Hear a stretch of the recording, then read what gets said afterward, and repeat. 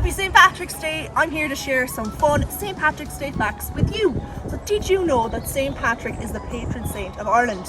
Of course you did, because that's why we get the day off school today. But, fun fact, he's not actually Irish, he's from Britain. That's not a shamrock, it's actually just a weed I pulled from the ground. But did you know the colour green is not really associated with St. Patrick at all? He used to wear blue, so I should probably go change. No snakes here. So we know that St. Patrick allegedly banished all the snakes from Ireland, but you might have guessed it.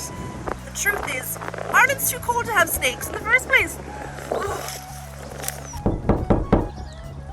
Well, one thing we do know about St. Patrick's Day, there are leprechauns. They apparently live in wooded areas just like this, but they're known to be a little bit grumpy.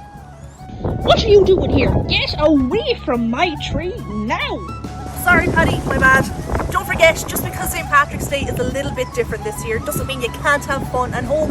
Join in on a virtual parade, have a party, but most of all, have fun. Hold on to your hat.